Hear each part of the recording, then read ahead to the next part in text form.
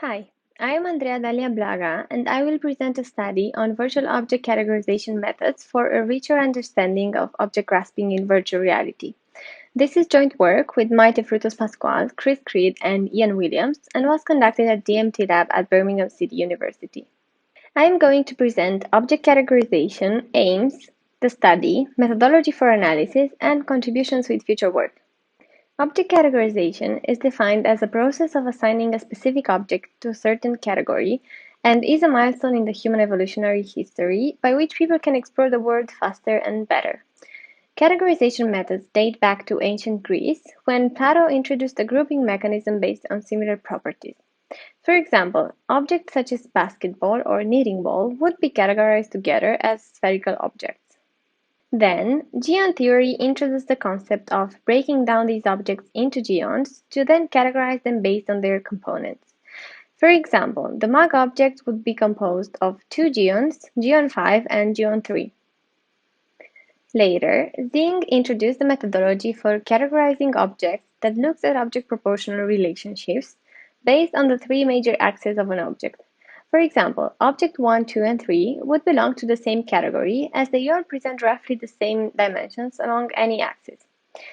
So, object categorization methods have been highly used for computer vision, robotic manipulation, and artificial intelligence, with Zingg's methodology being useful for analyzing grasping interaction in real and virtual environments for understanding how object shape influences patterns in grasping interaction.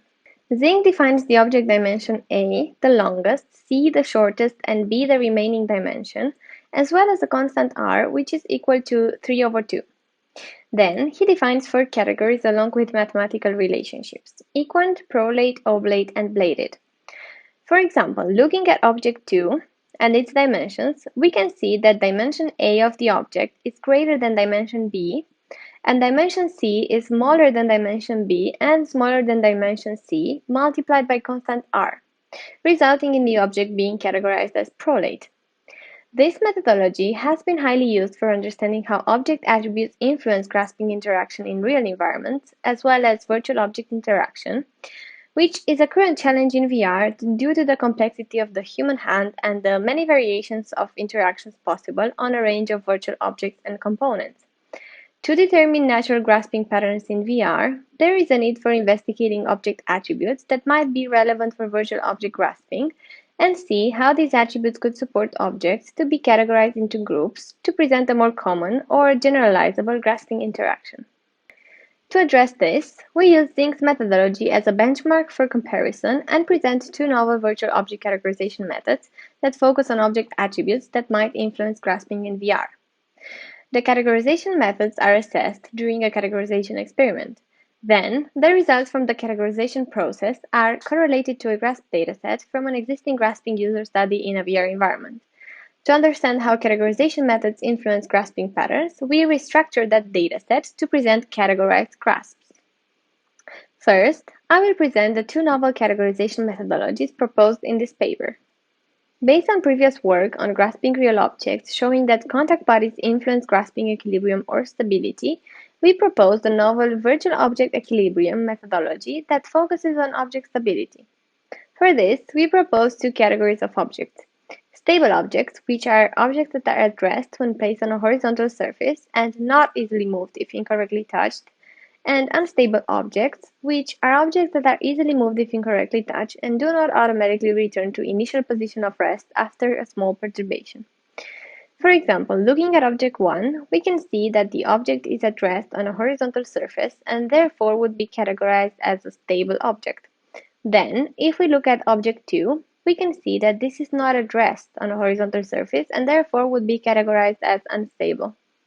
Inspired by geon theory, the concept that objects might be grasped differently based on different parts of the object, and considering that Zingg's methodology does not consider objects that have protruding areas or different structures, we propose Zingg's plus methodology, covering one part and multiple part objects, to assess grasp differences for objects that provide different graspable locations.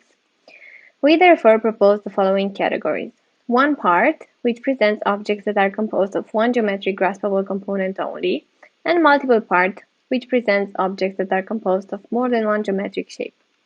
As an example, looking at object 1, we can see that it is composed of only one component, being categorized as one part, while object 2 is composed of 4 components, being categorized as multiple parts. The presented categorization methods were assessed and evaluated during a categorization experiment. For this, we used 16 3D virtual objects, highly used in grasping studies in both real and virtual environments, recruited 15 raters from a population of university students and staff members, created 2 online forms for categorizing these objects based on the methodologies proposed, and calculated inter-rater agreement for each virtual object. Following the categorization process, the answers from the raters were analyzed and objects were grouped in categories for each categorization method proposed. For example, mastered object was categorized as bladed for Zingg's methodology, stable for virtual object equilibrium, and multipart for Zingg's plus methodology. Following the same approach, the full set of 16 objects were categorized in stable and unstable categories for virtual object equilibrium, and one part and multiple parts for each Zingg's category, equant, prolate, oblate, and bladed, as part of the Zingg's plus categorization methodology. Now, to understand how these categorization methods influence grasping, we use the categorization results from the previous table and apply it using a common dataset of grasps to restructure that dataset into categorized grasps. The grasp dataset contains 1,872 grasp instances collected during a grasping docking task conducted in VR. The study used Zingg's methodology for categorizing the virtual objects, which is presented in this paper as a benchmark in comparison. The dataset presents grasping patterns for each of these objects individually, along with patterns for each of the Zingg's categories. The grasps in the dataset are labeled according to the human grasp taxonomy and divided in 3 main categories: precision, which allows an increased level of manipulation; power, which are linked to stability and security; and intermediate, which shows elements of both power and precision. Based on this correlation, we present the findings for grouping the grasp patterns based on the novel categorization methods and provide a comparison to the classical Zingg's methodology. When looking at virtual object equilibrium, significant differences were not found between stable and unstable. However, we found that stable objects are predominantly grasped using large diameter, while unstable objects are predominantly grasped using power sphere. This might have been influenced by the shape of unstable objects being spherical or cylindrical, and therefore influencing users to curve their hand in a position suitable for holding a round or sphere-shaped object.